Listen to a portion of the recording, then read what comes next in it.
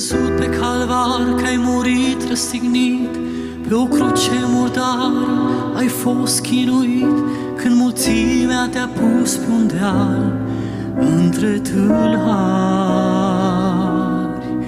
Te-am văzut lovit, cărai crucea grea de o povară ce nimeni o poate lua, când blând smerit ca un miel ai fost jurat.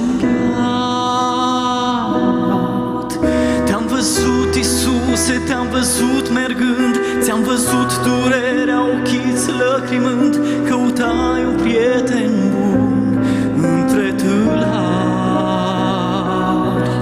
Ai venit din mărire, din slavă de sus, să ne dai viață și pace să aduci, și-ai plâns pentru noi, căci nu te-am primit.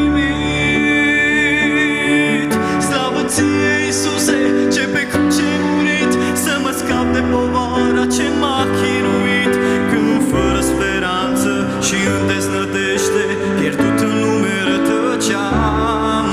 Azi la tine iubit să-mi capăt iertarea ce-am pierdut-o de mult, refuzându-ți chemarea, dar azi din păcat mă întorc și vreau să slujesc. Slavă ție, Iisuse, ce pe cruce ai murit, să mă scap de povara ce m-a chinuit, când fără speranță și în deznădejde, pierdut în lume rătăceam.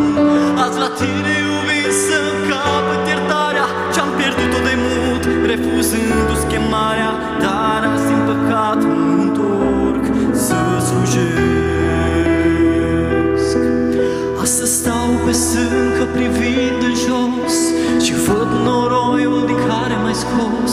Sunt murdar și totuși tu m-ai ridicat.